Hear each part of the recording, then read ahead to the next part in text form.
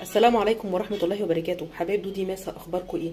تعالوا النهارده نعمل مع بعض فطيرة اللحمة المفرومة في الطاسة ومن غير اي خميرة. ازاي؟ تعالي اقولك نعملها ازاي. اول حاجة هعملها، هجيب معايا البولة الواسعة بتاعتي، وهحتاج للعجينة بتاعتي 6 كوب دقيق. ادي 1 2 3 4 5 6. وهنزل عليهم بشوية ملح.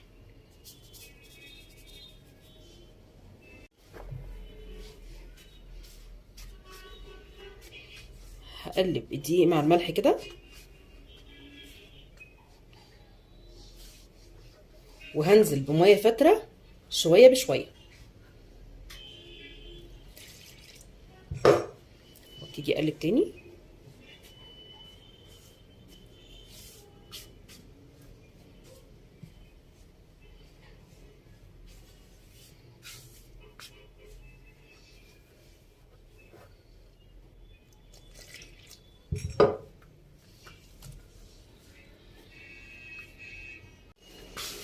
اول ما الاقي الدقيق ابتدى يتلم معايا كده، هبتدي هنا اعجن بايدي.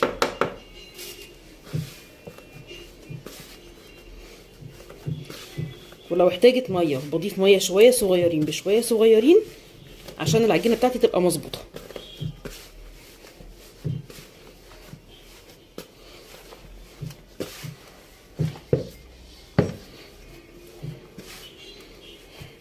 هنا محتاجه شويه ميه صغيرين خالص، بنزل على ايدي كده كده،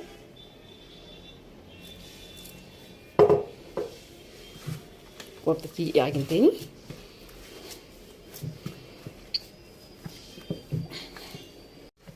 كده العجينه اتلمت معايا والبوله نضيفه اهي. ابتدي انزل عليها بشويه زيت صغيرين،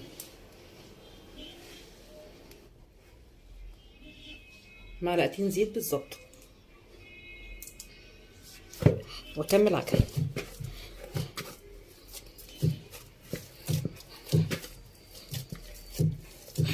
هي اخدت معايا تقريبا 3 كوبايات وربع ميه.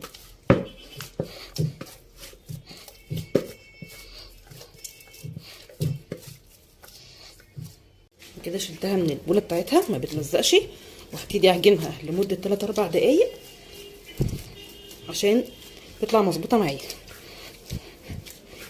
ارميها بايديكي كده اهو واعجنيها.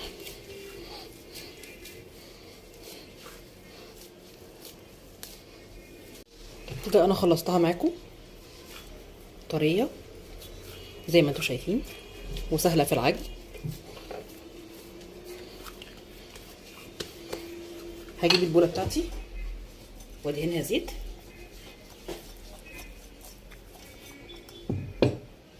واحطها فيها كده اهو، واسيبها ترتاح معايا لمده نص ساعه عشان تبقى سهله معايا في الفرده.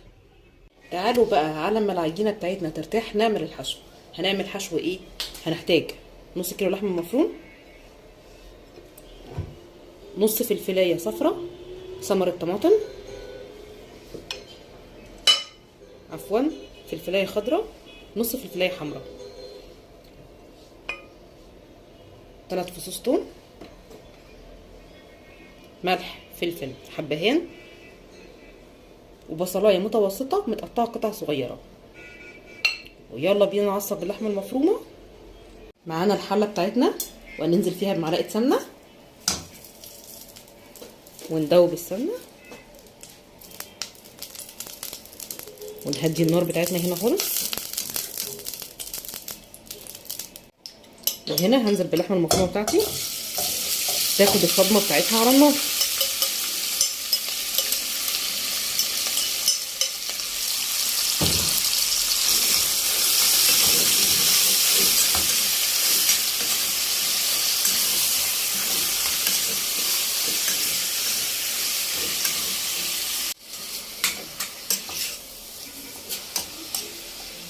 بفضل اقلب اللحمه المفرومه لحد ما اللون بتاعها معايا يتغير.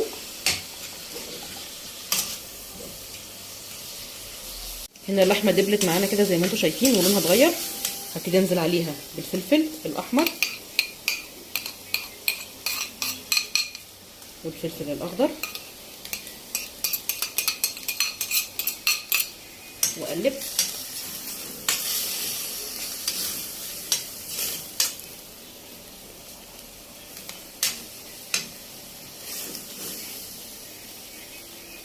والبصله بتاعتنا هننساها.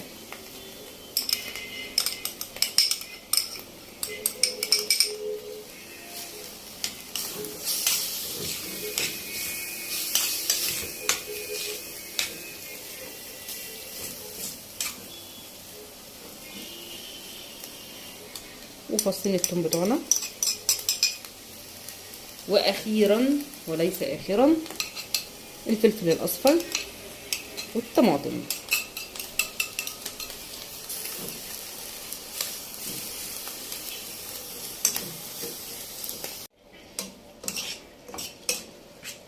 بقلبها كده كلها مع بعض، وهبتدي الاقي البصل مع الخضار ابتدى ينزل السوائل بتاعته زي ما انتم شايفين، لان انا ما بضيفش ميه خالص.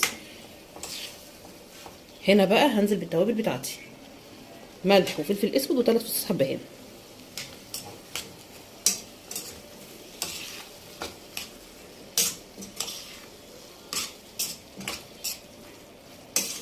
واغطيها واسيبها تستوي على نار هاديه.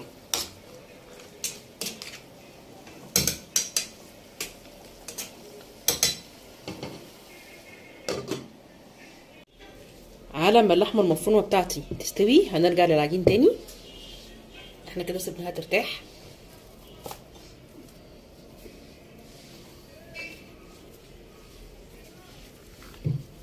كل ما بترتاح بتتفرد معانا اسرع. ازاي؟ ابتدي اعملها كده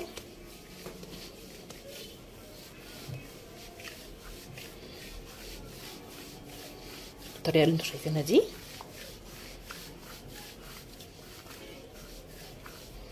ولا محتاجه زيت ولا محتاجه افردها باي حاجه. العجينه طريه معايا وزي الفل.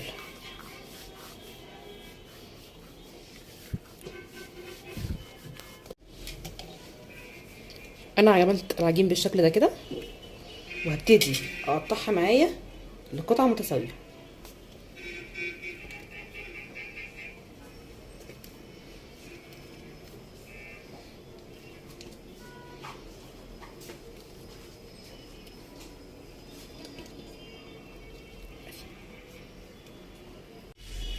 هما كده عملوا معايا تقريبا 11 قطعه. هبتدي اكورها بايدي كده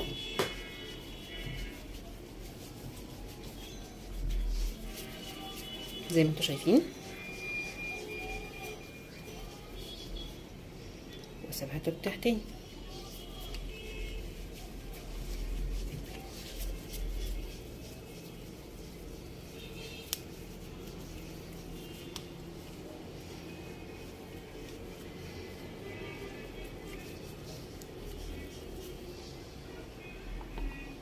كده انا كورتهم كلهم، واجيب معايا سرفيز وادهنه زيت خفيف، رشه زيت خفيفه، وابتدي ارص فيه الكور بتاعتي.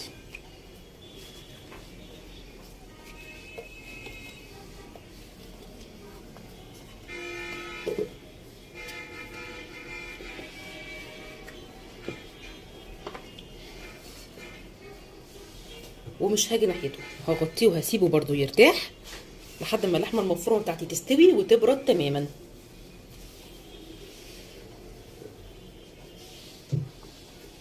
تعالوا نشوف اللحمه المفرومه بتاعتنا.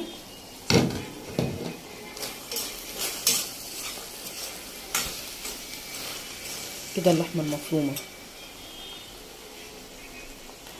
استوت، والخضار بتاعنا دبل. واهم خطوه بقى ان هي ما فيهاش سوائل، عشان كتر السوائل هو اللي هيبوظ معايا العجينه لما اجي احشيها. هنطفي عليها ونسيبها تبرد تماما. هنا بقى هنبتدي نحشي العجينه. رشه دقيق بسيطه، نجيب الكره بتاعتي كده،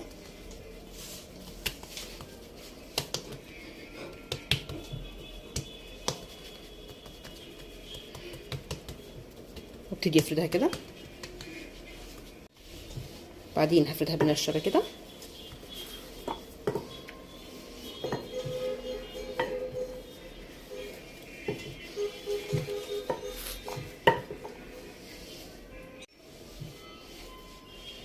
انا عايزاها معايا بالسمك كده كده، ما تبقاش تخينه وما تبقاش رفيعه، علشان لما اجي احشيها ما تتقطعش معايا. وهبتدي انزل بالحشوه بتاعتي.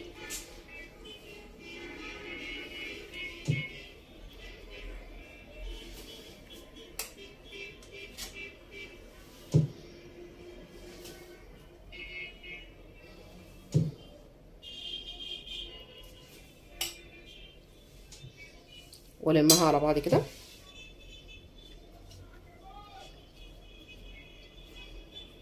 وابتدي اكورها تاني كده.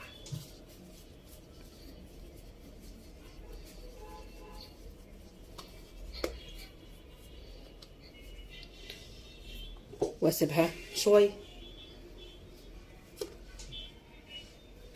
واجيب واحده تانية.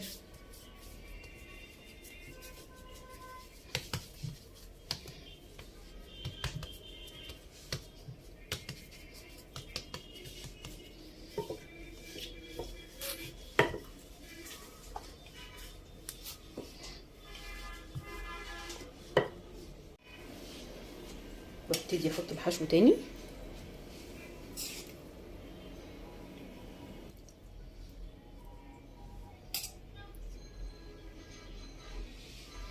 والمها على بعض.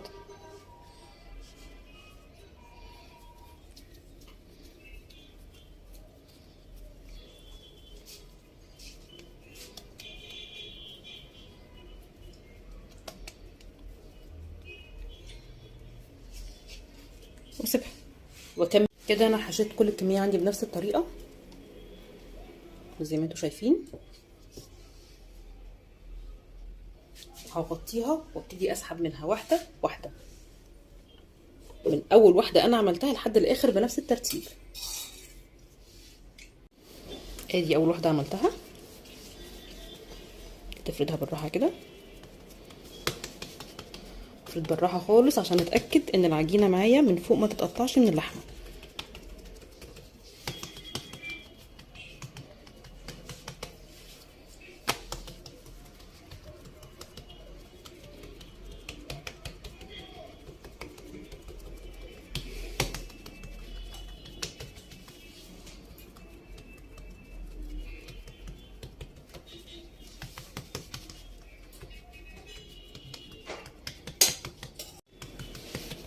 كده احنا فردناها بالسمك ده،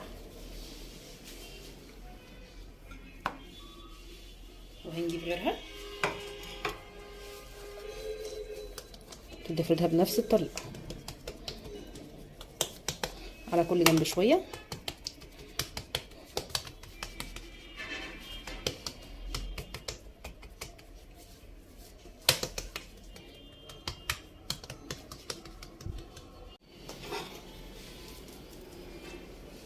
واكمل بنفس الطريقه.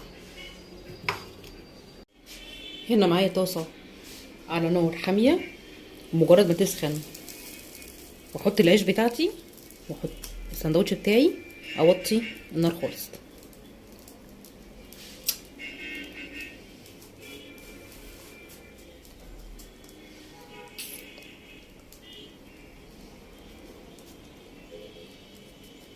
هسوي الاطراف بتاعتي كده واسيبها تستوي معايا على نار هاديه خالص. هتاخد لون وهقلبها على الجنب التاني.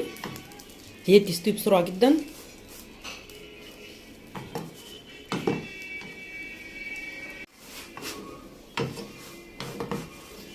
هرجع اقلبها تاني عشان اتاكد ان العجينه استوت كويس.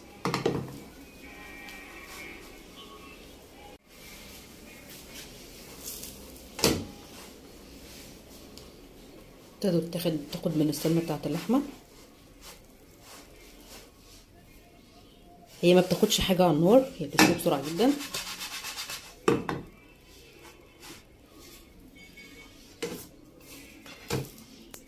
كده تبقى خلاص استوت.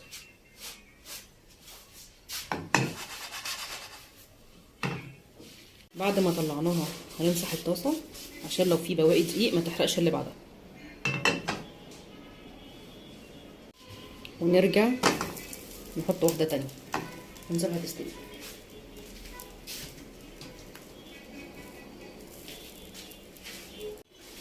ويلا بينا نقلبها على الجنب التاني.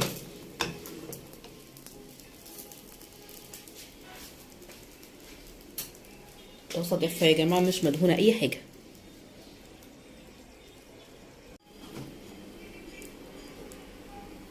ونطلعها ونكمل باقي الكميات بتاعتنا بنفس الطريقه. كده النهارده خلصنا خلاص الوصفه بتاعتنا وسوينا الفطاير. شايفين طريقه ازاي